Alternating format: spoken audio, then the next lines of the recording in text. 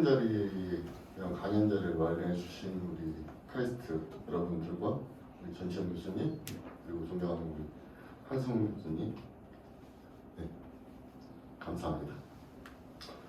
저는 2014년 그 모진날 아들을 잃은 유가족입니다. 그렇게 경계 안 해도 돼요. 물거나 해치지 않아요. 네? 물거나 해치지 않기 때문에 여러분들 강연 부탁을 받고 고민을 많이 했어요. 제가 과연 여기에서 강연을 할 수 있는 사람인가? 그만한 뭐 능력이라든지 뭐 커리어라든지 이런 게 되나? 또 카이스트 그런다면 대한민국에서 아니 세계적으로 되게 전문가, 되게 과학자들 이런 분들이 연구하시고 그 공부하시는 곳인데 저 같은 평범한 사람이 과연 할 수 있을까? 이런 고민도 되게 많이 했어요. 그런데 우리 별이 되는 아이들이 뒤에서 응원해 줄 것 같으니까 열심히 한번 해볼게요. 솔직히 말씀드려서 아까도 말씀드렸는데 우리 촛불 들었을 때 그 박근혜 정권 말기에 제가 광화문 그 촛불 한가운데서 100만 명 앞에서도 내가 발언도 하고 했는데 하나도 안 떨렸거든요. 근데 오늘은 되게 떨려요 지금. 되게 떨리고 그래서 조금 어색하더라도 이해해 주시고 보면 밝혀지지 않고 처벌되지 않은 가만히 있으라. 우선 좀 뭐 전문적인 지식이라든지 이런 것들을 전문적인 언어로 여러분께 설명 못 드리니까 우선 저희가 우선 하고 있는 일들 그리고 우리가 또 왜 이렇게 이야기하고 있는지 이런 거에 대해서 설명을 드릴게요. 사고 발생 시간은 다 아시다시피 2014년 4월 16일 오전 8시 48분입니다. 중요한 건 그때 한 명도 죽지 않았다는 겁니다. 그 당시에 사고가 나고 한 명도 죽은 사람은 없었습니다.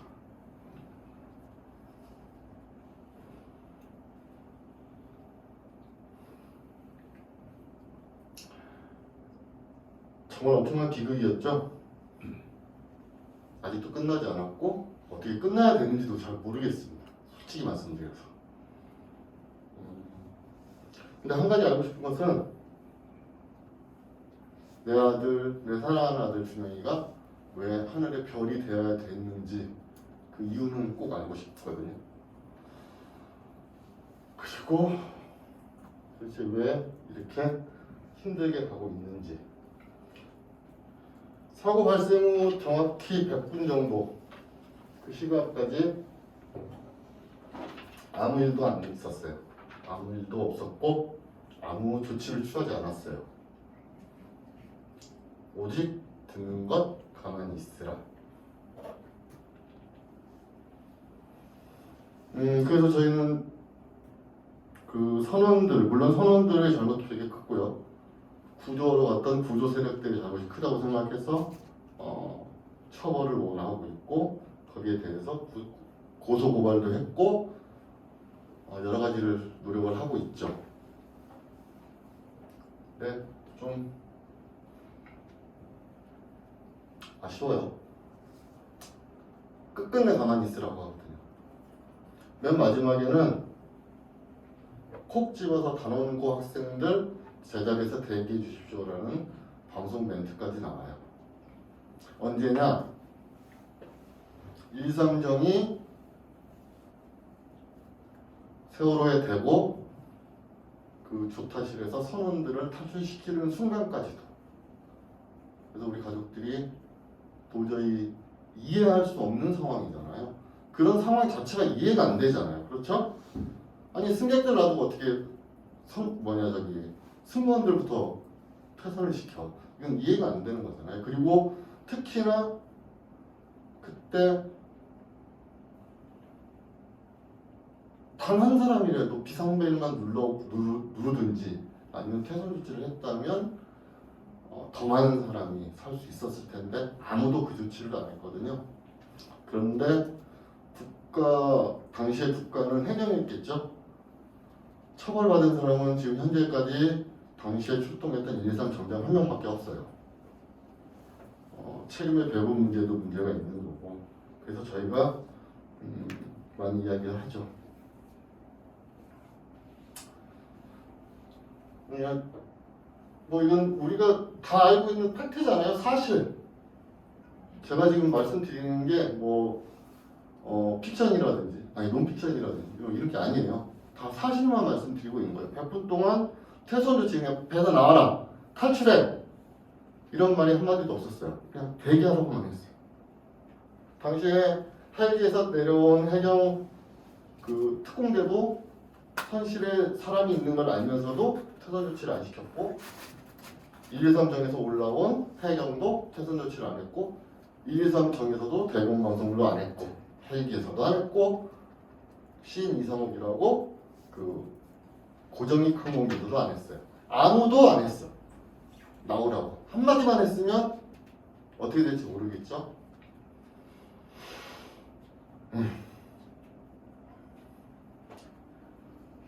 이게 당시 마지막 상황이죠.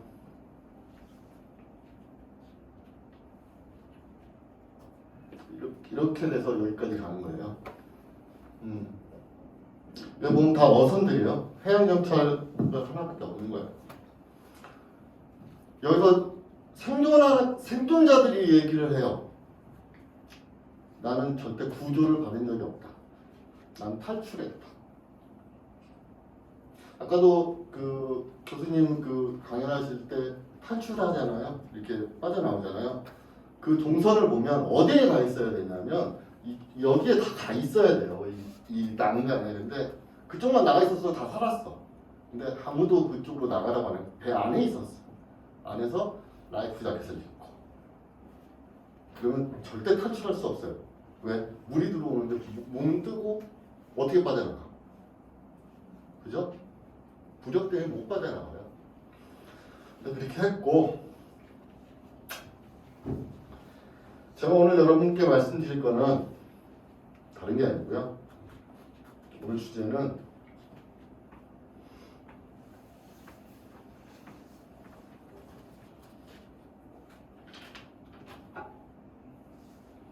전문가, 과학자분들의 말의 무게,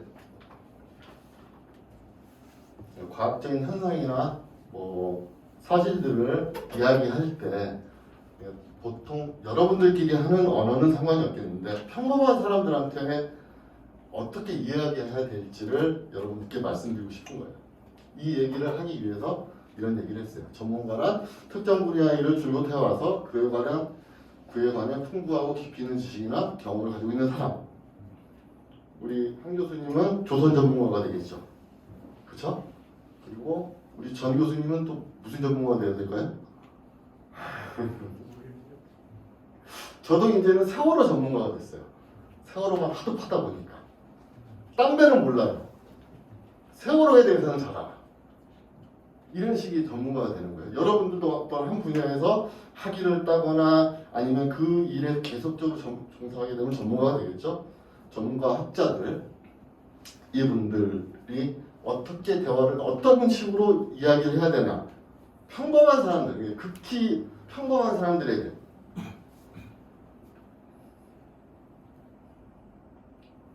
뭐 건드렸어요? 안 넘어가는데.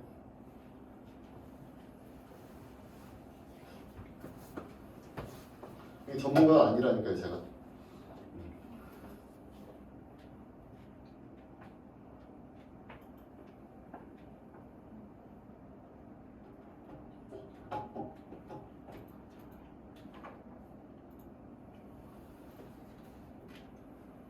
자, 2014년 4월 16일 날 맨 처음에 배가 침몰하고 저 상황 아까 보셨죠? 보시고 나서 전문가 분들이 나와서 맨 처음에 뉴스에 나와서 하는 얘기가 뭐였냐면 에어포켓입니다. 저 배에 에어포켓이 있을 거다. 그래서 살아있는 사람이 있을 거다. 생존자가 있을 거다.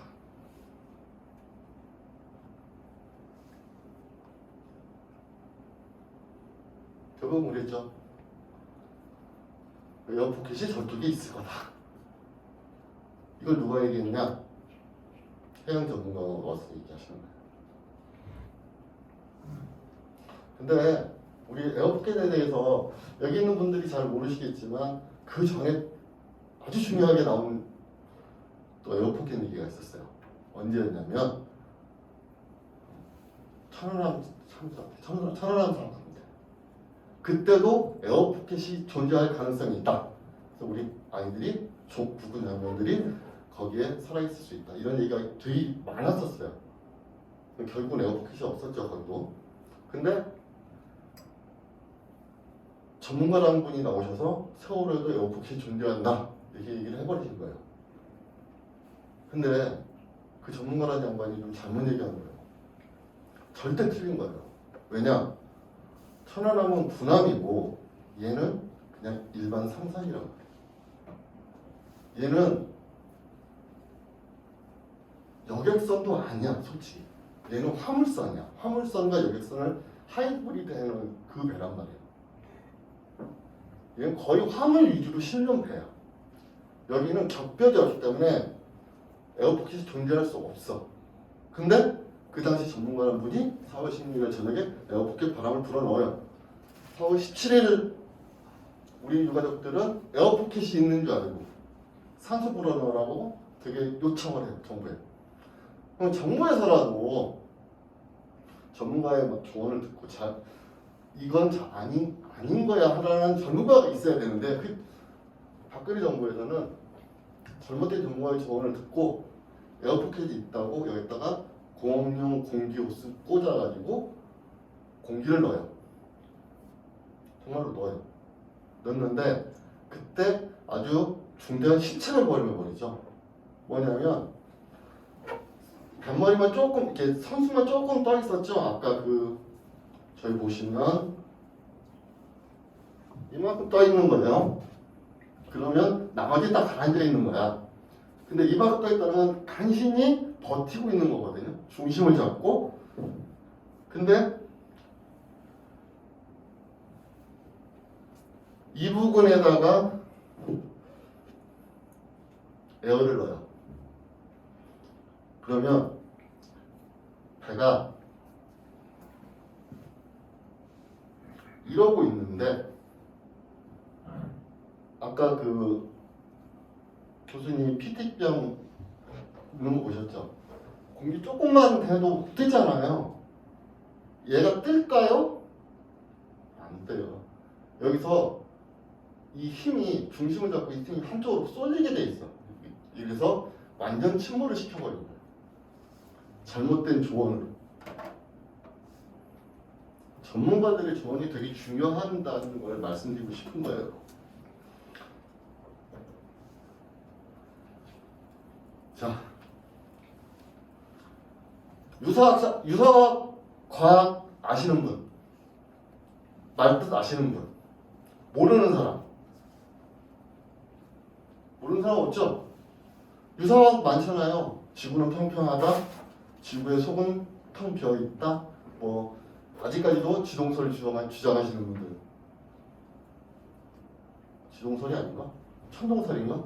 천동설 주장하시는 분들 계시고. 그잖아요. 유사과학하고 음모론이 뭉치면 엄청난 게 나옵니다. 자, 이 그림 보신 분들 계실 거예요. 여기 이 그림을 아시는 분들은 밀떡이다를 자신이 느끼시면 돼요. 내가 밀떡이구나. 이게 잠수함 크기 비교입니다. 세월호 유가족들 맨 처음에 잠수함 얘기 나와서 잠수함 찾고 돌아다녔어요, 진짜로. 잠수함이 받았나? 근데 생각해보세요. 아까 교수님께서 말씀하셨죠. 세월호가 몇 톤? 만 톤. 만 톤이 17.5노트로 항해하고 있어요. 얘를 잡아뜨려야 돼. 잡아뜨려 돌려야 돼. 그러면 잠수함은 몇 톤? 만 톤보다는 커야 될 거 아니야. 아니면 거의 비슷하듯이. 그렇다면 저 쬐까는 것들을 다 빼야 되네. 남는 건 뭐야 그러면? 핵잠수함들밖에 없는 거야. 그래 아니야? 아니 아니 상식적으로 생각해봐. 내가 100kg이야. 근데 30kg짜리가 나한테 와가지고 살짝 가서 부딪히면 내가 끔짝이나 하겠어? 안 돼. 근데 내가 17.5노트면 1노트에 다 잊어먹었네. 17.5노트면 몇 킬로미터 정도 되는 거죠?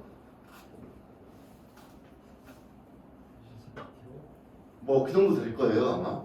한 30km 조금 안 되게 아무도 가고 있을 거야. 그러면 질량값이라는 게 있을 거 아니에요. 아주 기본적으로. 그죠? 10,000톤짜리가 17.5노트로 가고 있으면 질량값이라는 게 있는데 그거를 넘어뜨리고 얘를 자연으로 넘어뜨리고 돌려야 돼. 그러려면 얼마만큼의 힘이 필요할까? 여러분들도 할 수 있을 거야. 근데 이거 하고 이게 뭉쳤네? 그 다음부터는 안 들어 사람들이. 들으려고 하지 않아. 잠수함 충돌설이 언제부터 나왔냐면 14년 VTS 영상이 JTBC에서 나오는 순간부터예요. VTS가 뭐냐면 관제 영상이라고 그래서 이렇게 세월호가 어디 있습니다. 그러니까 띵띵띵띵 이렇게 나오는 게 있어요. 근데 세월호가 넘어지고 나서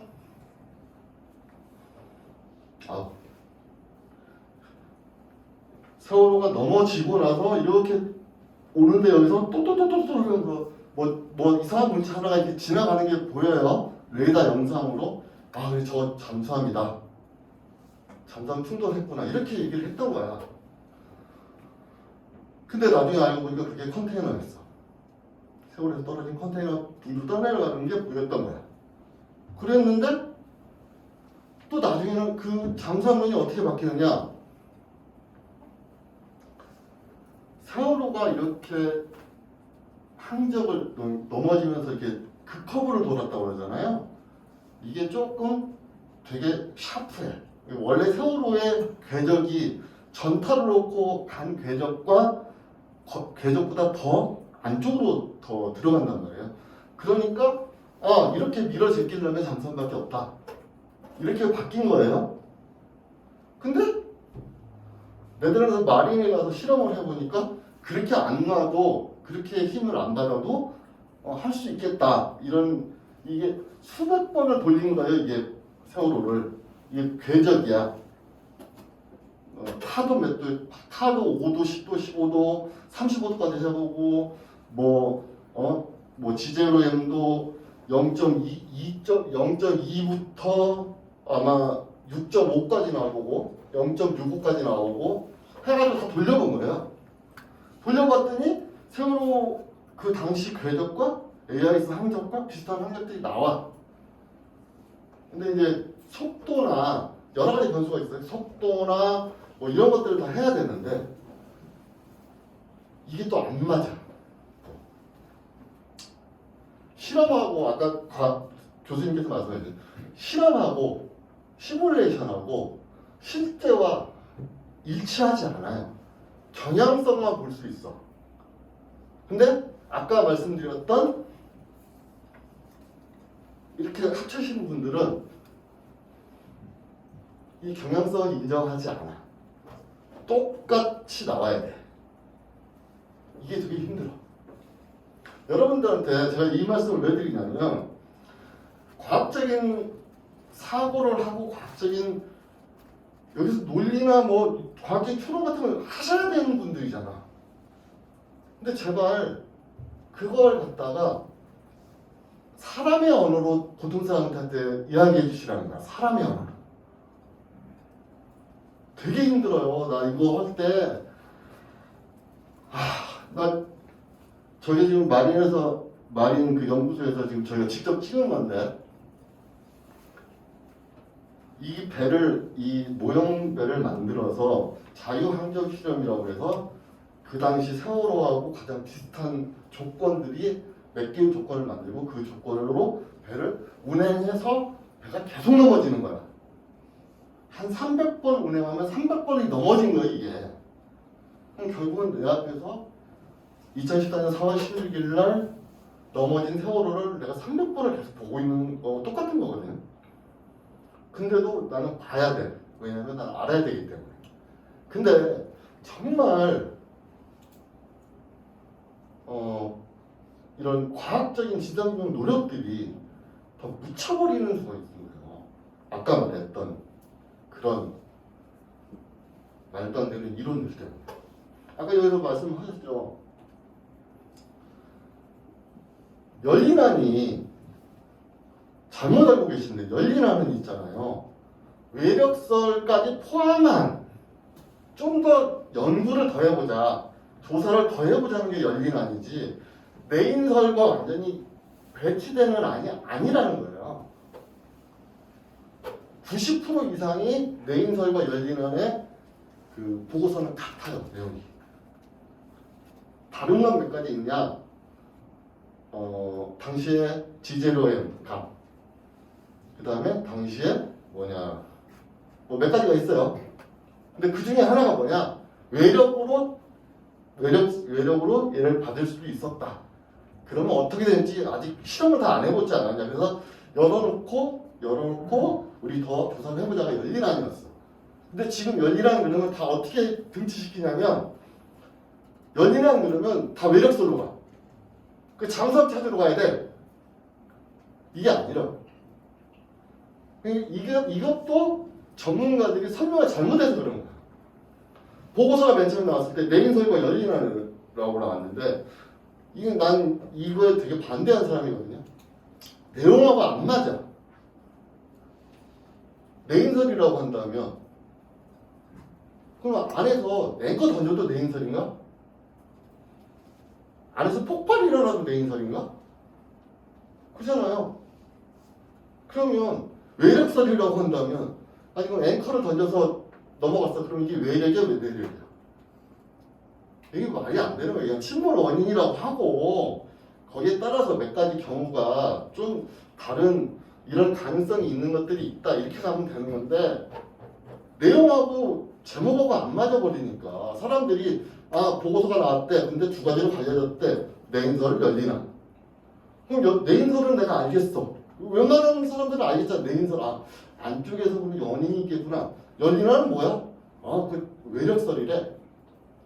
이런 식으로 가버린 거예요. 그래서 내인설 반대말이 완전히 외력설로 굳어져 버린 거야. 외력설도 열린안의 일부다. 이거 좀 알아주시면 좋겠고, 이게 좀 알아듣게 얘기해주면 쉽잖아. 열린안도 외력설이 포함된 열린안이 이렇게 해주면 되는데 그냥 열린안 그려버리니까 다 외력설로 가. 이게 아니라는 거야. 여기 뭐 여러 가지 진상규명 노력도 있었고 당시에 세월호 누워있던 것도 세월호 세웠고 했어요. 그래서 서준 조사관들한테 내가 물어봤어. 도대체 배울 거동이 왜 저렇게 된 거냐. 니네가 지금 내놓은 데이터로 보면 도저히 이해가 안 되는 부분이 있다. 왜?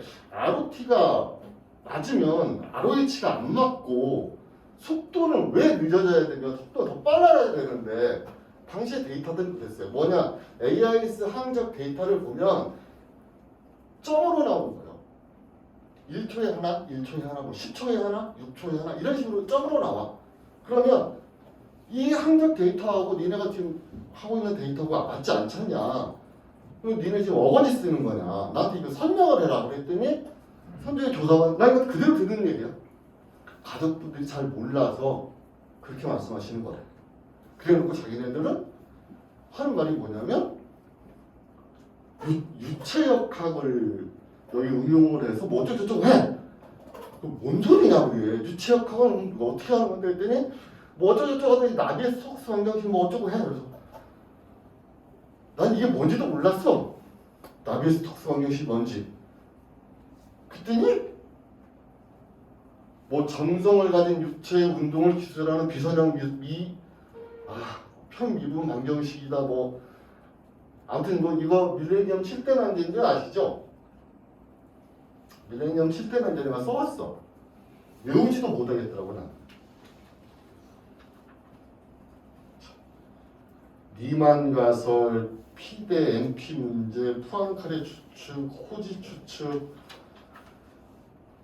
양률스 이론, 질량 간극 가설, 버즈와 와 솔직히 말해서 제가 방금 말씀드린 것 중에 하나만이라도 풀면 100만 불 받고요.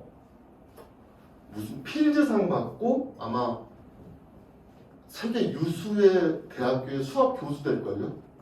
근데 나보고 이 얘기를 하고 있어. 난 평범한 사람이잖아. 내가 아무리 그걸 정적인 걸 물었다고 해도 이런 식으로 교사관이 나한테 말을 하면 안 되지. 그 사람도 박사학위 있던 사람이었거든요. 그 사람도.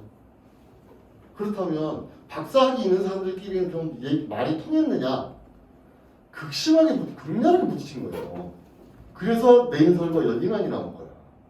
왜? 자기네들 의견 조율조차 안 됐거든. 좀 웃기지도 않은 게 나는 좀 그래요. 의견 대립이 있으면 아 그래 그러면 여기까지는 우리 의견이 비슷하고 똑같고 이거는 틀리구나. 그럼 우리 잠깐 쉬었다가 나머지는 정리하고 그럼 이거 두 개에 대해서만 얘기해 볼까 하면 되잖아. 이게 보통의 회의의 기본이잖아. 그 당시에는 어떻게 했느냐? 이거 두 개로 싸우더니 나머지 것까지 다 부정을 해. 근데 감정 싸움이 되는 거야 사람들이. 난 이 전문가란 분들 나 되게 전문가들이나 되게 싫어하는데 그분들이 특히나 더해. 그래서 항해학을 전문하신 분하고 조선학을 전문하신 분이 둘이서 그러니까 한 가지 그 수치를 갖고 싸움을 하는데 정말 우습지도 않게 싸우는 거예요. 한 분은 서울대학교 교수님이시고 한 분은 당시에 그 모 과장님이신데 업계에서 30년 이상 하신 분인데 두 분이서 정말 유치원생 같이 싸워. 수치 하나를 딱 해놓고 이 수치 내가 내는 이 수치가 틀리다고 이걸 하려면 학회에다 보고해가지고 학회에서 증명받아오래. 그 회의장에서 회의석상. 그러면 회의하지 말자는 거지 싸우자는 거지. 근데 전문가분들이 특히나 더 걸더라고 그런 부분들이. 그래서 난 다급하잖아. 나는 이유를 알고 싶고. 그래서 선조의 전문자료를 어떻게 이해할 거냐. 나 정말 힘들었거든요. 생각해보세요. 내가 G0M을 알았겠어. GM을 알았겠어. VTS, AIS, ROT, ROH, G0M, GZ 커브. 머리 빠개지는 줄 알았거든. 그리고 또 한 가지 웃기지도 않은 게 세월호가 당시에 우리가 선조기에서 블랙박스 동영상하고 이런 것들을 살려냈어요. 포렌식을 해서. 그래서 세월호의 맨 마지막 맨 마지막 시간을 유추해 볼 수 있는 화면이 나왔거든. 타임머신을 만든 거잖아. 그죠? 지나간 시간을 다시 볼 수는 없어요. 찍어놓지 않으면. 근데 당시 세월호 참사의 그 시간을 볼 수 있는 타임머신을 만들어 놓은 거야.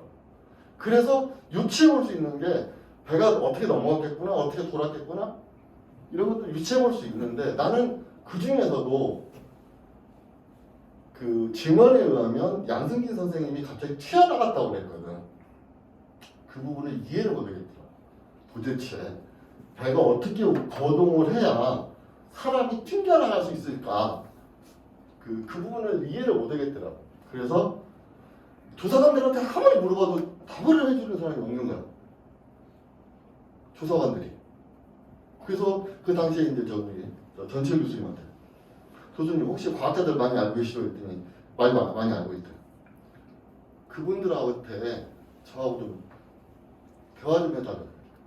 뭐냐면 그때는 지금 우리 한 교수님 계시고 죄송하지만 해양학이나 조선학과 교수님들 말고 일반적으로 물리학과 교수님들하고 나 좀 알게 해달라. 대화를 좀 하게 해달라. 난 도저히 난 이해를 못하겠다고.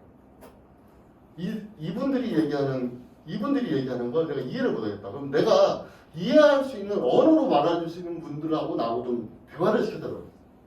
그래서 그때 뭐 그 전청 교수님께서 여러 과학자분들하고 이야기하게 만들어줬죠. 그 뒤에 얘기를 하고 난 다음에 제가 느낀 게 뭐냐면 정말 어려울 수 있는 분야고 되게 어려운 분야거든요. 근데 쉽게 설명할 수 있어. 쉽게 설명이 가능하더라고요. 그분들이 하는 얘기가. 왜냐면 다른 것도 아니에요. 두 개 보고서가 있잖아요. 아니, 또 보고서 얘기하네. 내인설 연인안이 있잖아. 그분들은 뭐라고 얘기하냐면 아무것도 모르는 내가 봤을 때 자기들이 봤을 때 내인설 보고서는 보고서적 역량이나 가치가 충분하다. 연인안 보고서는 보고서가 아니다.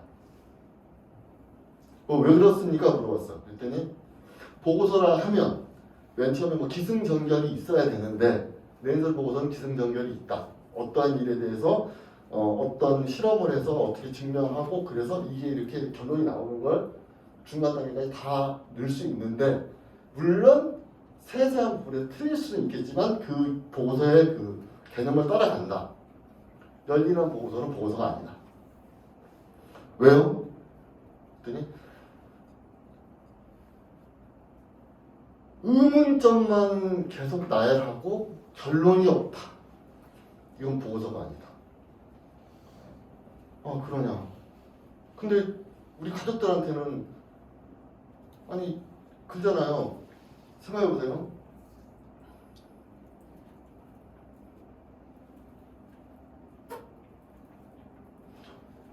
내달한 데까지 쫓아가서 나 진상규모, 진실을 알고 싶고 막 했단 말이에요. 근데 결국은 나오는 답은 뭐냐?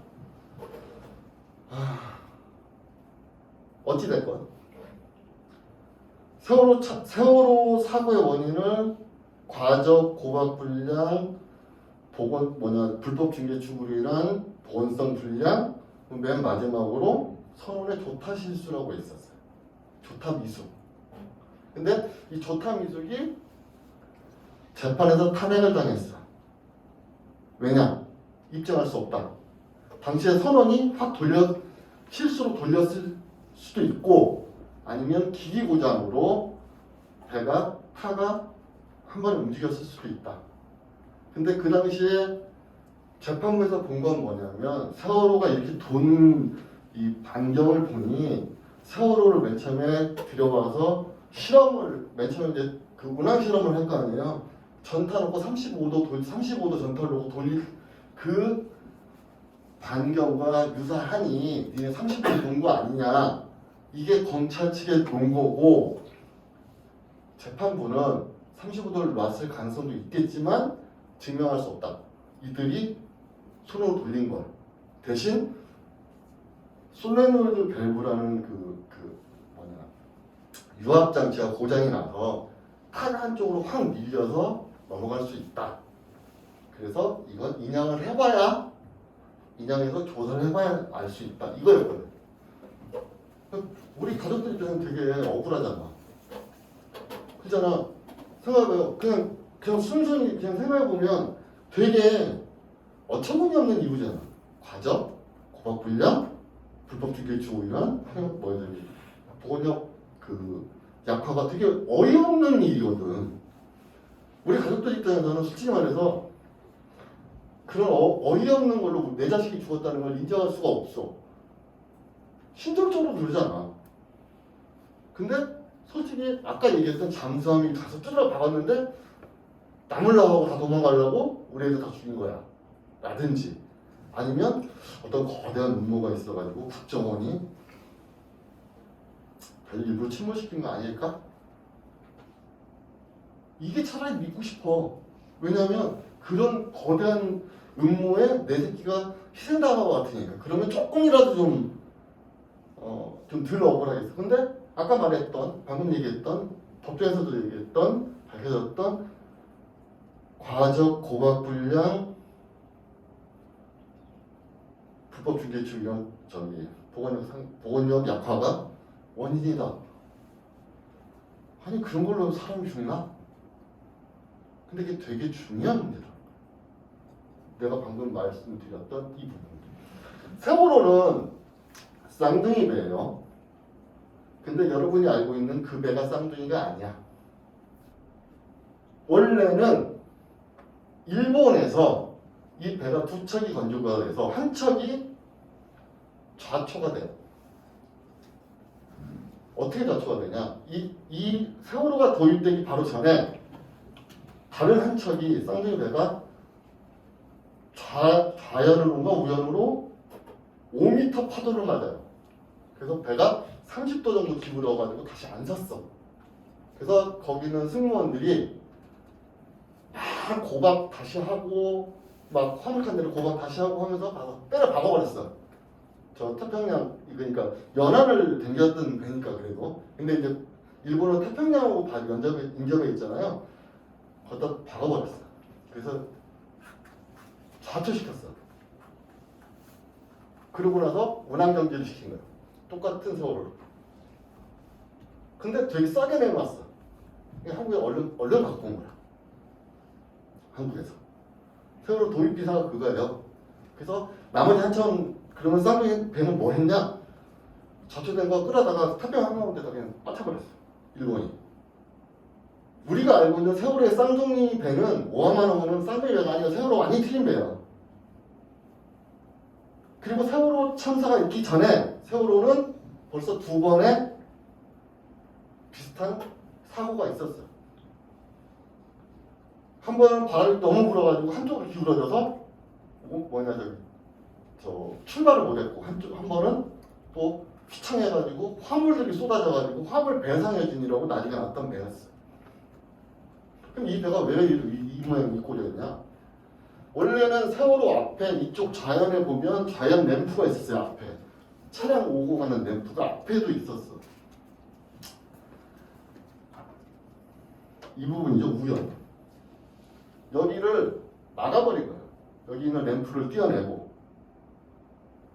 그게 웃기지도 않은 게 그냥 지금 세월호 가보면 아는데 원래 있던 무게중심이 40톤가량이 비어. 그러면 좌연으로 약간 기울겠죠. 기본적으로 40톤이 날아갔다니까. 이렇게 중심에서 오른쪽에 있던 40톤이 날아갔어. 그럼 좌연이 더 무겁겠지. 저쪽이. 원래 이 배가 이렇게 붙여진 거예요. 이렇게 불법주기 식으로 한 거야. 그리고 위에다가 잔뜩 때려 올린 거예요. 내가 오늘 뭐 열린한 깔려고 온 건 아닌데. 그래서 책임과 부책임의 차이를 얘기하기 위해서 고성산풀 얘기를 하는 건데, 고성산풀도 있잖아요. 지금 산불 나가지고 난리가 났잖아. 고성산풀 때 다들 아시죠? 막 전라남도에서 막 소방차들 막 고성으로 막 올라가고, 이거 누가 명령한 것 같으세요? 내가 물어봤어요. 청와대에다가 도대체 이거 누가 명령했냐? 누가 저 전라남도에 있는 소방차까지 끌어올린 거냐? 그랬더니 아무도 명령 안 했어. 이들이 알아서 간 거야. 119 소방대원들이. 왜? 가야 됩니까? 그래서 누구 할 거 없이 그냥 자 여기 소만 남겨놓고 우리 가자. 그래서 가버린 거야. 그랬더니 거기서 움직이기 시작하니까 다 움직인 거지. 전국에 있던 모든 소방차가. 내가 지금 제일 싫어하는 법칙이 하행위 법칙이거든요. 잘 아실 거예요. 대형 사고가 나려면 300번의 사소한 사고, 29번의 작은 사고, 한 번의 대형 참사로 이어진다. 근데 요즘은 좀 이게 틀려요. 이거를 좀 부정하는 것도 있어요. 뭐냐면 깨진 유리창 법칙이라든지 치지 이론이라든지 이런 게 좀 부정을 해요. 하행위 법칙하고 좀 틀리다. 치지 이론은 아니죠.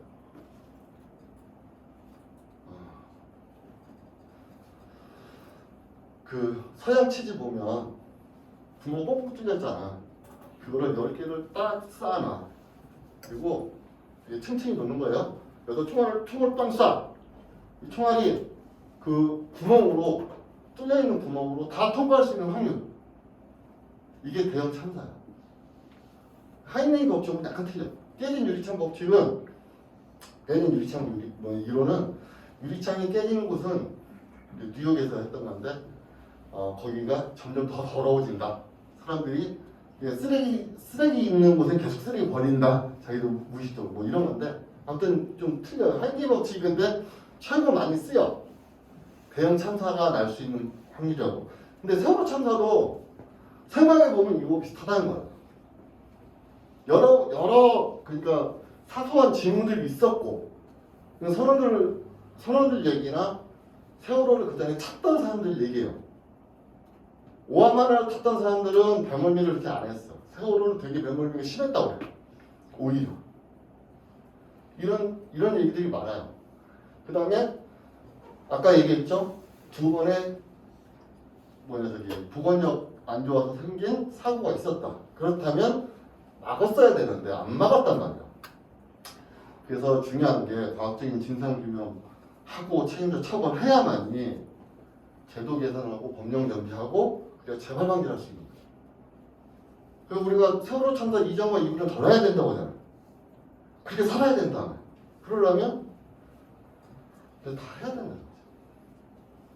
특히나 여러분들은 제발 인간의 언어로 사람의 언어로 교통사고가 대화를 하기를 바라요. 이게 우리 슬로건이에요. 이게 판목한 등대고요. 빨간 등대 여러분 잘 아시죠? 이게 세월호가 지금 현재 세월호가 침몰됐던 자리예요. 이게 우리 그 4월달 되면 이제 다음 달 되면 또 갈 텐데 내가 이 사진은 이게 현직 그 지금 조사관인데 가서 물어봤어. 네덜란드 가서 무슨 실험하냐? 모형 실험 또 했지 않냐? 그랬더니 뭐 경사 시험 했고 경사 뭐 4,000톤에서 6,000톤 왔다 갔다 했다. 뭐 5도에서 35도까지 5도 간격으로 했다. 탈을 뭐 화물 이동을 35도에서 했다. 그다음에 윈치로 끌어당겨서 봤다. 이거 아까 왜요? 아직까지 그 계속 그 실험을 해요. 열어놓고 계속 하니까. 그리고 세월호의 무게 중심을 앞으로 놨다, 뒤로 놨다, 위에다 놨다, 밑에다 놨다 다 해가면서 지금 해봤다. 이런 일을 해요. 그런데 왜 이런 걸 할까? 아까 얘기했죠. 과학적인 진상규명이 있고 이거를 사람의 언어로 알아듣게 얘기해 줄 사람이 필요해요. 여러분들이 어떤 세월호 참사 말고라도 여러분들의 그러니까 연구 성과라든지 여러분들의 논문, 여러분들 뭐 박사학위도 따야 되고 그다음에 어디 가서 논문도 발표되고 해야 되잖아. 그냥 학계에서 얘기하는 건 학계에서 우리가 하고 보통 사람들이 물어보면 있잖아요. 좀 사람의 언어로 좀 알려줘. 말을 해줘. 그래야 그 사람들이 이해할 수 있어. 여러분들. 난 솔직히 되게 맨 처음에 이런 뭐 아까 얘기했던 지제로앱이나 뭐 이런 얘기하는 사람들 보면 우기인 것 같았어. 서울대학교 교수님 되게 유명하신 교수님이고 유능하신 교수님이고 내가 존경하지 않는 교수님인데 그분한테 지제트 커브인가 그걸 듣는데 난 여기는 어디 나는 왜 여기 앉아 있고 이런 생각이 들으니까 보통 몰라요 보통 사람들은. 그렇지만 중요한 것 뭐다? 아까 얘기했듯이 아주 우리는 사소하게 느끼는 것들이에요. 생각해봐. 뭐 고박 좀 부정하게 했네? 좀 과적했네? 뭐 불법 증기치해가지고 뭐 보건력이 조금 약하다는데 뭐 괜찮지 않고 또 있잖아. 세월호는 있잖아요. 제주도를 한 번 왔다 갔다 하는데 기름값만 6천만 원이 드는 거야. 근데 세월호에 아까 얘기했죠. 세월호는 승객을 주로 태운 게 아니고 화물선이다.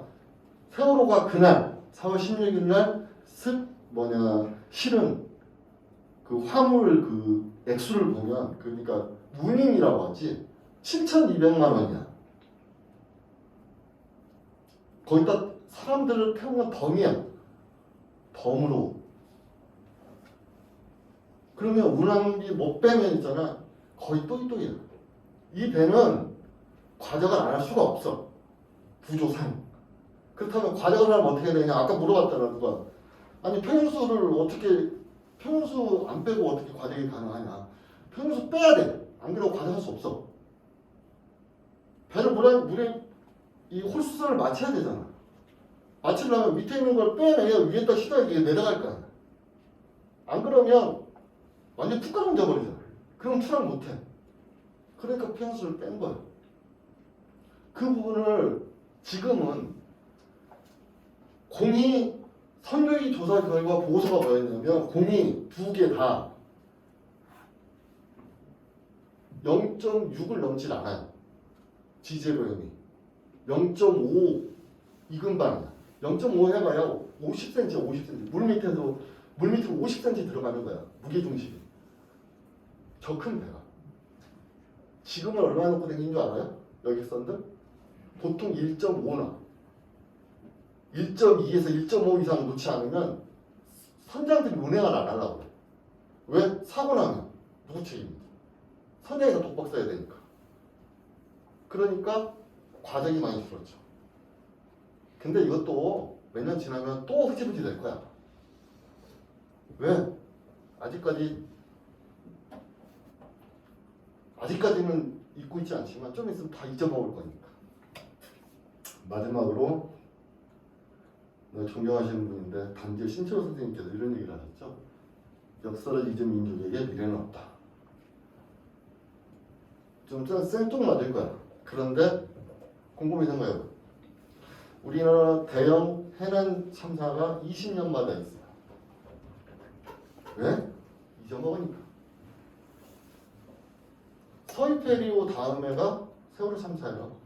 서해페리오 전에는 또 그 전에는 20년마다 한 번씩 있는 거야. 또 징가오바다에서 2번 있었어.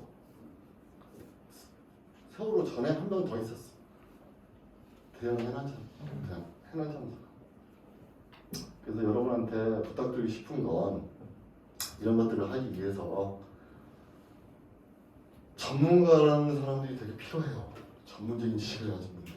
근데 이분들이 어떤 식으로 소통하냐에 따라서 되게 나중에 받아들이는 사람들과 입장이 되게 틀려진다.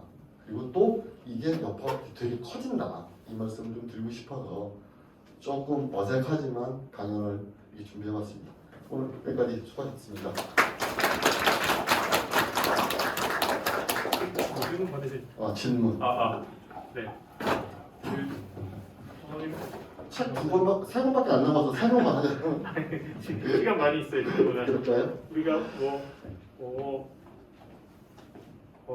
이거를 배경에 놓고 질문 여러 가지 말씀하셨는데 사실 여기 학생들이 아직 이제 우리가 학기 이제 수업 이제 막 시작해서 선체조사위원회 보고서 같은 거 아직 안 읽고 그래서 메인서 열리는 잘 모르는 학생들이 약간 진도를 많이 나가셨는데 오늘 지제로엠 이런 것도 여기 그날의 책에 보면 약간의 설명이 있습니다. 약간 보시면 이게 무슨 뜻인가, 이게 0.5면 어느 정도고 1.5면 또 어느 정도 이런 거에 대한 설명도 있고 하니까 그런 거 좀 찾아보고 우리가 나중에 또 보고서 제공해 드릴 테니까 거기서 또 보시면 될 것 같고요. 말씀 많이 해주셨는데 일단 자유롭게 좀 질문을 받을까요? 선생님 이미 있었어요? 네. 누구부터? 김시욱이라고 하는데요. 네. 4.16 안전사회연구소장을 맡고 계신다고 했는데 네. 이 연구소에서 어떤 일을 하고 계시는지 질문 좀 주실 수 있을까요? 일상의 안전을 되게 중요하게 생각하고 있어요. 우리는 일상의 안전을 중요하게 생각하고 있어서 물론 세월호 참사의 진상규명도 계속 같이 하고 있겠지만 그거 말고 생활 속의 안전을 어떤 식으로 담보할 수 있겠는가. 그래서 저희가 지금 현재 있는 법령이라든지 제도라든지 이런 거에 대해서 우리가 그러면 어떤 식으로 개선할 방향이 있는지 이런 걸 연구하고 또 이런 걸 또 저희가 또 권고하고 또 아니면 국회라든지 아니면 다른 부처에 좀 건의하고 이런 역할을 하려고 해요. 근데 그 방법론으로서 네. 그 법령이나 제도를 개선한다라고 말씀하셨지 않습니까? 근데 저는 약간 이 세월호가 터지고 많이 법들이 많이 생성이 됐지만 여전히 이번에 그 난 건설 붕괴라든지 생활 속의 안전사고들을 많이 일어나고 있고 이런 걸 보고 느끼면서 그 이 법령이라는 게 과연 소용이 있는 건가라는 회의적인 생각을 들기도 하거든요. 그러면 과연 그러면은 궁극적으로 이 원천적으로 막기 위해서는 어떤 방법이 필요할지 한번. 원래는 제일 진짜 좋은 질문인데 세월호 참사 이후로 안전 관련 법령이 2개가 제정이 돼 있어요. 일단 김용균법이라고 하죠. 산업안전보건법, 산업법이 김용균법이 세월호 참사 이후로 개정된 그 안전법이고요. 또 한 가지가 어디냐면 중대재해처벌법. 이 2가지가 있어요. 근데 이게 전부 다 무더기법이 됐죠. 이유는 자본이죠, 자본, 돈. 아까 저기 그 교수님 질문에도 같은 맥락인데 생각해 보세요. 해외로 나가는 배가 많을까, 연안을 다니는 배가 많을까? 그리고 해외로 나가는 승객이 배를 타고 가는 승객이 많을까, 연안에서 다니는 승객이 많을까? 연안이겠죠. 근데 연안이 안전관리가 뚝 떨어져 있어 그러나. 왜냐? 영세하고 돈이 없거든. 안전관리 강화하라고 하면 나 그러면 선주들이 그렇게 얘기해요. 그 배 선주들이 그러면 그 노선 운항 안 할래요. 그 노선 일주일에 5번 가는 거 그러면 한 번만 갈래요. 이래버린다. 그러면 똑같은 거야. 아까 근본적인 문제를 어떻게 하면 해결할 수 있느냐? 법령이나 제도로 개선이 안 되고 있는데 돈으로 움직이는 사회를 그럼 막아야 되나? 그런 건 아니잖아. 그래도 고치려는 노력이 필요하고 지금 산업법이라든지 김용균법이라든지 중대재해처벌법이 전체를 다 관할하지는 않거든요. 그리고 또 이 법들이 처벌 위주의 법이에요. 바뀌는 법. 그러니까 잘하면 잘했다고 칭찬해주는 법도 있어야 되는 거잖아. 그런 법이 없어 우리는. 무조건 처벌법이야. 그런 걸 좀 더 이제 우리 안전사회 연구소에서 연구하고 노력하고 있고요. 또 한 가지는 뭐냐면 아직까지도 그러니까 지금 질문하시는 학생도 아직까지도 바뀌지 않았다고 지금 느끼는 거잖아요. 세상이 안전하지 않다. 그렇게 느끼는 거잖아. 지금 광주에서 지금 그 사고 난 것도 그렇고 그 안전사고들이 계속해서 나고 있고 또 하물며 지금 산불 나가지고 난리 났잖아. 여기에 대한 대처라든지 이런 것들도 선제적인 대응이 필요하지 않느냐 이런 얘기도 있거든. 안전에 대해서도 그럼 선제적인 대응이 더 필요할 수 있다. 안전이라는 건 있잖아요. 기업 입장에서 보면 안전관리를 한다는 건 생돈이 나가는 거야. 생돈이 나간다고. 왜냐? 눈에 안 보여. 사고가 나야 그때서부터 눈에 보이는 거야. 사고 나기 전에는 눈에 안 보이는 게 안전관리야. 근데 이거를 선제적으로 그러면 기업 입장에서 아니 세월호 참사 같은 게 나버리면 이게 당시 청해진 해운의 김영봉이라는 이사가 있어. 그 사람이 물류 이사인데 이 사람한테 직원들이 얘기해. 이사님 이거 과정인데요. 더 멋있습니다. 그러니까 내가 책임질 테니까 다 때려셔. 이런 식으로 얘기해. 그건 기업의 입장이잖아. 안전을 도외시해버리는 거죠. 이걸 선제적으로 어떤 식으로 선제적으로 그럼 대응할 것이냐, 제도를 개선할 것이냐, 법을 바꿀 것이냐, 아니면 그 기업에 인센티브를 줘서라도 안전하게 만들 것이냐, 이런 것들을 좀 더 연구하고 노력하려고 생각하고 있는 거죠. 그러면 그 점을 돕기 위해서 저희 과학자들이 할 수 있는 일은 있을까요? 기본 로데이터 같은 건 다 제공해줘야지. 내가 연구할 수는 없잖아. 아니 이거 어떻게 내가 나비의 스톡스 방정식을 풀 수는 없잖아. 감사합니다. 네, 그래요. 다음 다음 질문. 장훈 아버님께 나비의 복습방 정식을 이해시키는 걸 기말 과제라고 학기 과제라고 판단하는 얘기고. 네, 다음 질문. 네, 강연 잘 들었습니다. 네. 오늘 말씀해주신 것 중에 저에게 가장 크게 다가온 메시지는 전문가가 사람의 언어로 일반인들과 소통을 하면 좋겠다라고 말씀을 해주셨는데 제가 지금 전문가는 아니지만 제 짧은 경험을 빗대어 볼 때 사실 전문 지식을 일반인에게 설명하는 것이 굉장히 어렵다고 느꼈어요. 그만큼 그런 면에서 이제 전문가분들과 대화해 보신 경험이 굉장히 많은 것 같아서 제가 저처럼 이렇게 필요성에는 공감하지만 실제로 그렇게 설명하는 것 자체에 어려움을 느끼는 사람들에게 혹시 이제 대화해 보신 경험에 기반해서 저희에게 주실 수 있는 팁이나 그런 것이 있을지 궁금합니다.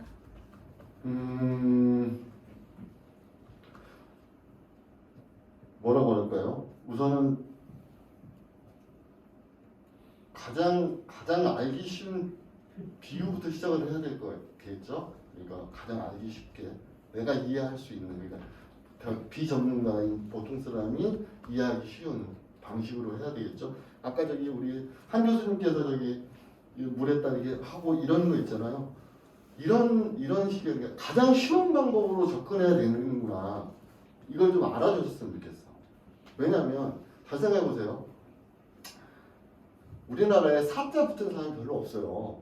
되게 많은 것 같아도 사자가 되게 별로 없어. 검사, 판사, 변호사, 의사 이 정도예요. 근데 이 사람들 말 못 알아들어요. 보통 사람들이. 알아들을 수 있을 것 같아요? 법률적인 언어 있잖아요. 제가 판결문 되게 많이 보거든요, 요새. 저도 책을 하나 준비하고 있어서. 이건 도대체 무슨 말을 하는지 모르겠어. 뭐 부작위에 의한 살인부터 자기에 의한 법률적인 용어는 있잖아요. 진짜 사람의 언어가 아니거든. 근데 변호사님들, 잘 하시는 변호사님들하고 얘기하면 이걸 또 풀어서 얘기해줘. 근데 그것도 못 알아듣겠어. 그러면 통역이 필요해요, 진짜로. 근데 여러분들이 이제 전문가가 된다면 여러분들한테 하고 싶은 얘기는 뭐냐면 이게 문자 권력이라고 하잖아요. 문자 권력이라고 그래요. 옛날에 세종대왕께서 훈민정음을 창제하실 때 나란말상이 이렇게 나오잖아. 왜 그런 줄 알아? 글하고 있는 게 권력이 되는 세상이었잖아, 그때는. 그렇잖아. 양반들만 글을 알고 양반들만 지네들끼리만 얘기하는 거야. 그러면 그냥 보통 백성이 못 알아듣는 거잖아. 똑같은 거야. 근데 여러분들이 전문가가 된다면 그쪽으로 올라가는 거잖아. 그러면 세종대왕님께서 힘없는 백성들을 구워 살피셔. 나라 말씀이 궁극의 나라, 한글 창제의 그 뜻으로 정말로 쉽게 알기 쉽게 아주 비유도 되게 점점 낮게 해준다면 알아듣지 않을까. 그래서 내가 사참이라든지 지금 사회적 참사 특별조사위원회라든지 옛날 선조위도 마찬가지고 요구 조건이 난 그거였어요. 중학교 2학년생들도 알아들을 수 있는 보고서를 써주세요. 절대 안 되더라고 그게. 근데 그 정도로 자기보다 좀 저학년이라든지 이런 지식 수준이 좀 낮다, 전문적인 지식 수준이 낮더라도 그 사람이 잘할 수 있는 언어로 설명하는 게 제일 빠른 방법이 아닐까 이렇게 생각을 해요. 답이 됐나 모르겠네. 네, 다음 질문. 네. 우선 되게 생각할 거리가 많은 깊지만 또 무거운 이야기를 해주셔서 그거에 감사드리고요. 제가 드리고 싶은 질문은 이제 선생님께서 말씀해주신 거에 이제 주제에 해당되는 부분인데 전문가가 일반인들, 그러니까 이런 쪽의 전문 분야에 종사하지 않고 그런 지식이 없는 사람들도 어느 정도 알아들을 수 있을 정도로 이 수준을 어찌 보면 이해하기 쉽게 비유를 쉽게 해서 설명을 하는 것이 필요하다라고 하셨는데 그 부분에 대해서는 저도 이번 이제 최근에 여러 사건들 그리고 특히 이번 코로나 팬데믹에서 나왔던 여러 음모론과 어찌 보면 반지성주의 등을 보면서 그의 취지에 상당히 공감을 했습니다. 하지만 여기서 생기는 또 다른 문제점이 하나가 있는데요. 이거는 물론 누군가의 책임이라고 하기에는 상당히 애매한 부분이 있는데 전문적인 용어를 사용하지 않고, 그러니까 엄밀하게 진실인 용어를 사용하지 않고 설명을 할 때 언론이라면 언론의 문제고 자극적인 거를 찾는 사회의 문제라고도 할 수 있겠지만 그 비유 자체가 곡해가 되는 부분들도 상당히 많아요. 맞아요. 네. 그 부분들로 인해서 의도치 않게 시작되는 음모론들 또한 상당 부분이 있는데, 특히 이번 코로나 팬데믹 때도 백신이나 또는 이제 초반에 마스크가 실제로 막는데 도움이 되느냐 이런 얘기로부터서도 많은 이제 이야기와 논쟁이 있었고요. 이런 부분을 아예 막을 수는 없겠지만 최소화하려면은 그 균형 적정선을 잘 타려면은 어떤 노력이 필요할지 혹시 생각이 있으시다면. 그게 언론의 역할이 아닐까 싶어요. 방금 말한 게 뭐냐, 전문가가 와서 얘기를 했다. 전문가가 어떤 이야기를 했다 그러면 그거와 반대되는 전문가라든지 그 의견의 전문가라든지 아니면 언론이 그 전문가의 얘기를 좀 심층 보도를 해서라도 좀 밝혀줘야 되겠죠. 근데 요즘 우리나라 언론, 특히나 우리나라 언론이 되게 문제가 있는 게 뭐냐면 받아쓰기만 해요. 받아쓰기가 제일 문제인데 받아쓰기만 해요. 솔직히 말해서 전천 교수님께서 뭐 발표하잖아 그러면 언론에 안 내줘. 안 내주는데 세월호 전문가 중에 한 분 계신 전천 교수님께서 잠수하면서 뜯어라 봐봤다고 발표했다. 그러면 대수특필해 줄걸? 왜? 어떤 사건에 어떤 전문가가 어떻게 필요하냐를 언론이 그냥 재단을 해버리거든. 근데 여기서 중요한 건 뭐냐면 방금 말씀하신 그 부분들이 되게 중요한데 언론에서 적극적으로 나서지 않아요. 그런 부분들에 대해서는. 저도 그 팬데믹 관련된 그 루머 중에 백신을 맞으면 내 몸속에 마이크로소프트에 뭐 그게 들어온다? 뭐 이런 것도 많아요. 근데 그럴 수도 있어. 근데 그게 몇 분의 몇일까? 확률적으로 도대체 몇만 분의 몇일까? 세월호 참사도 마찬가지야. 세월호 참사에 진상규명하고 있는데도 솔직히 말씀드려서 잠수함이 와서 뜯어러 박을 확률이 몇만 분의 1일까? 이런 것들이에요. 그러니까 좀 확률 높은 쪽으로 사람들을 좀 끌고 갔으면 좋겠는데 이거는 재미없어. 솔직히 말해서 아주 색다른 거, 내가 좀 이런 표현을 해서 좀 섹시한 걸로 가면 되게 사람들이 호응이 되게 좋아. 언론들이 그래서 되게 안 좋은 쪽 많이 몰고 가는데 방금 말씀하신 건 그러니까 좀 언론이라든지 아니면 그 학회라든지 이런 곳에서 약간의 중재 비슷한 반대 개념의 의견도 있다. 아니면 당신들이 주장한 것들 아니면 이런 것들에 대해서 다른 의견도 있다를 밝혀주는 게 되게 중요하다고 생각을 해요. 세월호 참사에 대해서 학회에서 왜 얘기가 없는 줄 알아요? 지금 조사하는 거에 대해서? 잘 모르죠. 배는 넘어지면 배가 아니야. 학회분들한테는. 해양학이나 조선학 하시는 분한테는 배는 넘어지면 배가 아니야. 욕조야. 뭔 뜻인지 알겠어요? 배는 넘어지면 안 돼. 근데 세월호는 넘어졌잖아. 그러면 넘어지게 가장 큰 죄야. 이분들한테는. 근데 우리는 그게 죄가 아닌 것 같잖아. 그렇잖아요. 보통 사람들은 잘 몰라. 배가 넘어지게 죄야? 근데 이분들한테는 이건 씻을 수 없는 죄야. 이 조선학회나 해양학회 분들한테는 배가 넘어졌다? 이거는 있을 수 없는 일이야. 그건 배가 아니야. 욕조야, 욕조. 그렇기 때문에 이거에 대해서 지금 계속 조사하는 거에 대해서 되게 반발이 심하신 거야. 이런 부분을 좀 이해하고 보면 전문가들이 얘기하는 건 알겠어. 근데 이분들이 깔고 있는 정서는 뭔가?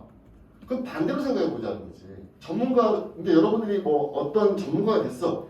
그러면 이걸 모르는 사람들이 깔고 있는 정서는 뭔가? 이런 걸 좀 알고 접근한다면 좀 더 쉬운 설명이 될 거고 좀 더 이해하기 더 쉬울 거고 또 아이들 가르칠 때도 마찬가지일 거야. 여기서 뭐 교수님 되실 분들도 나올 테고 그러잖아. 미래를 어떻게 알아? 여기서 대통령이 나올지 내가 대통령한테 강연하는 사람이 될 수도 있어. 여기서 뭐 과학부 장관이 나와가지고 뭐 여기 카이스트 여기 학장님이 나올지도 모르잖아. 그럼 내가 그분들 앞에서 강연한다는 한 사람이 될 수도 있는 거잖아.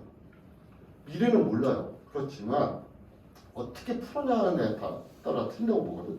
아까 말씀해주신 한쪽으로만 치우칠 수 있는 문제, 또 곡해할 수 있는 문제는 그 전문가 집단에서 필터링을 해줘야 되고 언론에서 또 필터링을 해줘야 되는 거예요. 그게 제일 중요하다고 생각을 해요. 답변됐나요? 감사합니다. 내가 말을 너무 잘해가지고 질문이 많은 거지? 웃으라고 했더니 하나도 예. 안 웃고.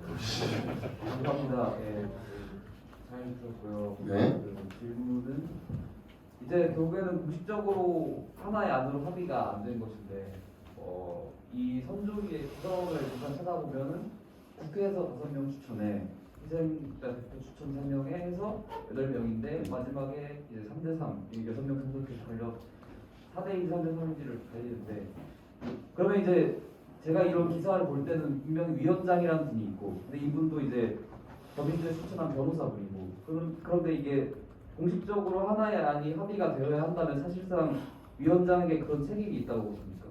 그러니까 이분이 변호사지만 이제 전문가들의 의견을 합쳐서 무조건 하나의 결론을 내야 할 책임이 이분에게 있었고 만약에 그러지 않은 상황이니까 그럼 약간 반기하게 되는지 그 의견을 좀 들려주세요. 그건 참 되게 중요한 질문인데 그건 지금 뭐 요 근래에도 내가 전화를 해서 내가 좀 팅깡을 좀 놓긴 했는데 옛날에 그 선조위 위원장한테 밤을 새서라도 이걸 하나로 만들었어야죠.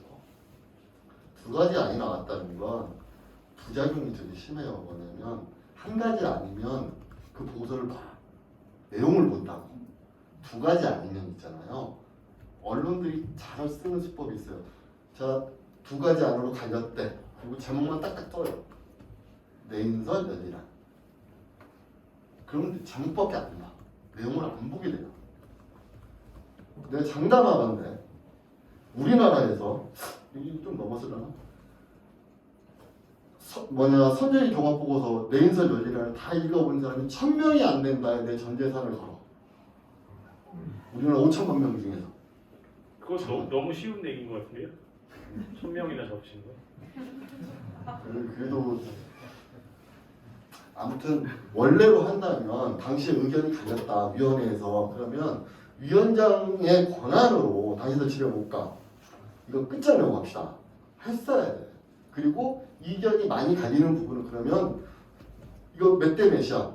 그러면 뭐 4대2, 3대3 이렇게 나왔을 거 아니에요? 그러면 소수 의견, 다수 의견을 놓을 수도 있는 거고 그러면 이건 양쪽 의견이 같이 공존되는 하나의 보고서가 될 수도 있는 거였어. 근데 그걸 안 한 거야.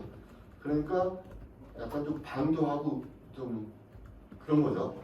그리고 또 한 가지가 선조위가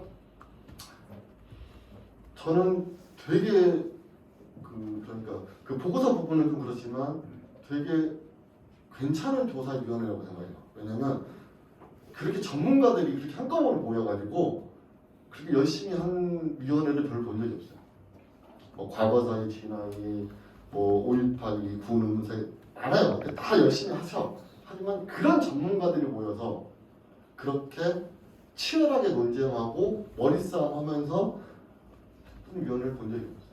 물론 뭐 다른 데에서는 있겠지만 그런 조사위원회에서는 그래서 우리가 추구하는 것 중에 하나가 뭐냐면 독립적인 재난참사 조사위원회를 하나 새로 만들려고 그 사회적 참사에 준하는 근데 사회적 참사도 뭐 사람들끼리 논의를 해야 되고 어느 선까지가 사회적 참사인지를 또 공론화도 있어야 되겠지만 대형 사회적 참사에 준하는 사고에는 독립적인 조사위원회가 조사를 하자 과학적으로 이런 걸 지금 뭐 좀 만들려고 하고 있고요. 네, 감사합니다. 네?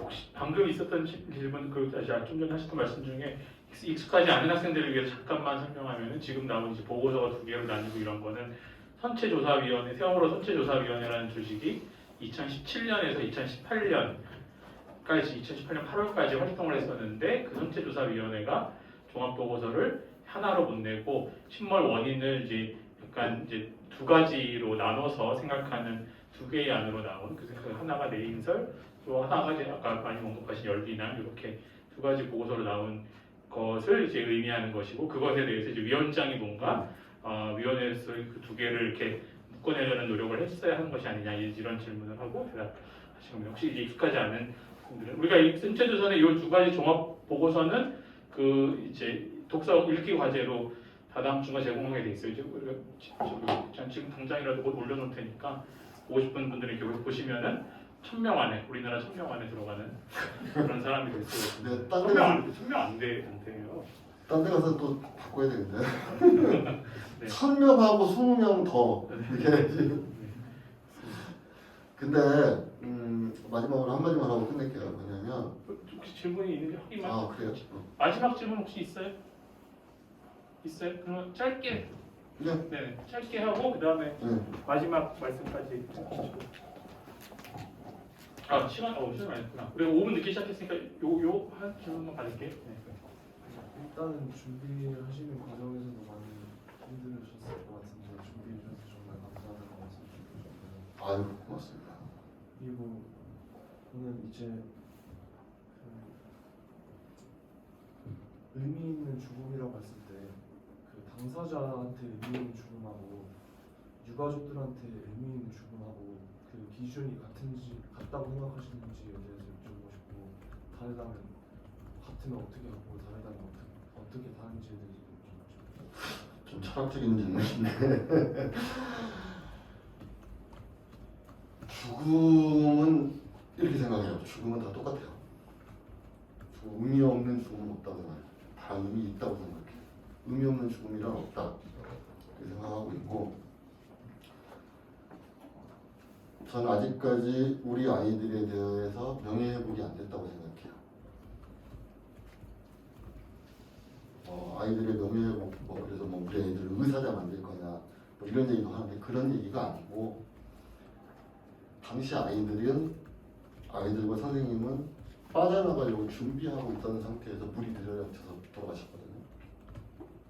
세월호 참사를 잘 보시면 학교 시스템하고 연결을 시켜볼게요. 교감 선생님은 살았어. 그리고 선생님들이 많이 돌아가셨고 생존자 학생들을 보면 1반부터 10반 중에 1, 2반이 가장 많았어. 무슨 뜻이냐면 학교 시스템으로 얘기해 볼게요. 교감 선생님이 제일 높은 인솔교사면 여러분들 소풍 같은 거 가실 때 제일 높은 인솔교사가 목표 지점에 제일 먼저 가 있죠. 그리고 밑에 선생님들으로 내가 거기 가 있을 테니까 아이들 데리고 오세요. 제가 있는 자리가 목표 지점입니다. 이렇게 얘기를 해요. 대부분. 교감 선생님이 그 역할을 한 거고 선생님들을 안에 넣은 거야. 학생들 데리고 나오라. 학생들 다 준비하고 있었고 그때 질서 있게 나간다고 학교에서는 저 질서 있게 저쪽 문으로 나갑니다 그러면 대부분 1반부터 나왔죠. 그래서 1반, 2반이 많았던 거예요. 생존 학생. 나머지 뒤에 반들 특히나 7, 8, 9, 10반은 거의 전멸. 움직일 생각을 못했어. 왜? 앞반이 나가야 되니까. 그래서 명예회복이라는 게 뭐냐면 다른 게 아니고 아이들이 그냥 있다 죽지 않았다. 질서 지키고 나가려는 그런 정황들이 다 있었고 이런 것들을 다 이야기할 수 있는데 지금 흔히들 얘기하는 건 뭐냐면 그냥 아이들 놀러 가다 죽은 거 아니야? 수학여행 가다 죽은 거 아니야? 이렇게 나오거든. 그래서 방금 얘기했던 의미 있는 죽음이라고 물어보셨는데 우리 아이들이 이왕 그 하늘의 별이 됐는데 의미 있게 만들려면 어떻게 해야 되느냐? 우리 부모들은 되게 고민하고 있고 그 고민에 한 가지 방법으로 고민을 어떻게 풀어야 되냐 한 가지 방법으로 그러면 세월호 참사 이전과 이후는 좀 달라지는 세상을 좀 만들어 보자. 그럼 달라진다는 게 어떻게 달라진 거냐? 뭐 돈을 더 많이 버는 거냐? 뭐 이런 게 아니고 조금이라도 정말 눈꽃만큼이라도 세월호 참사 때 아이들이 죽음이 헛되지 않게 하려고 아빠들 엄마들이 움직여서 정말 눈꽃만큼이라도 안전한 세상이 됐구나, 안전한 나라가 됐구나를 듣는 게 우리 아이들한테 의미 있는 그런 일이 아닐까. 그래서 우리 가족들한테 의미 있는 일이 아닐까 이렇게 생각을 해요. 그래서 그렇게 살고 있고 앞으로도 살아갈 생각입니다. 됐나? 그걸 마지막 말씀하셨어요? 이제? 인사할까요? 오늘